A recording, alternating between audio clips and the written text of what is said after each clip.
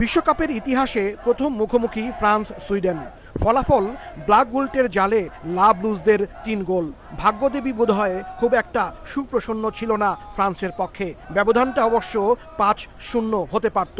অনেকে অবশ্য এটাকে বলছেন ফরাসি বিপ্লব। তবে বিপ্লব না হোক, এমবাপে, অলিসে, ডেম্বেলে অন্তত এই ত্রয়ীর সামনে দাঁড়াতেই পারেনি ভিক্টর ইসাকরা। মঙ্গলবার নিউ জার্সির ম্যাটলাইফ স্টেডিয়ামে বিধ্বংসী ফুটবল দেখেছে ১.৫ লাখেরও বেশি দর্শক।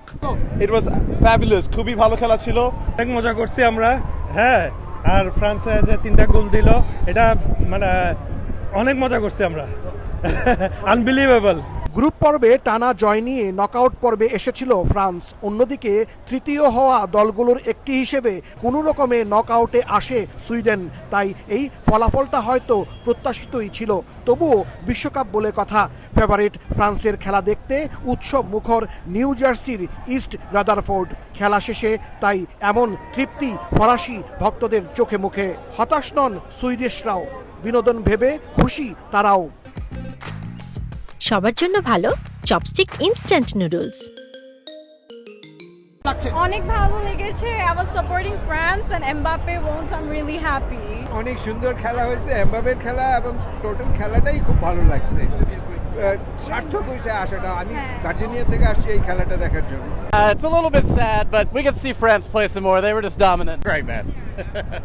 It's a fun game. Wish we had a better outcome. Round ১৬ পরবর্তী খেলায় প্যারাগুয়ের মুখোমুখি হবে ফ্রান্স। ১৯৯৮ সালের বিশ্বকাপে প্যারাগুয়ের মুখোমুখি হয়েছিল ফ্রান্স। সে খেলায় ১ গোলে জিতেছিল ফ্রান্স। আর এখন পর্যন্ত ৫ বার তারা মুখোমুখি হয়েছে, তার মধ্যে ৩ বারই জিতেছে দিদিয়ের দেশমের শিষ্যরা, আর ২ বার হয়েছে ড্র।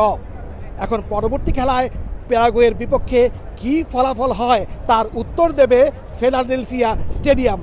আর এর জন্য অপেক্ষা করতে হবে ৫ জুলাই পর্যন্ত। Hasanuzzaman Saki, Somoy Sangbad, MetLife stadium, New York, New Jersey, যুক্তরাষ্ট্র।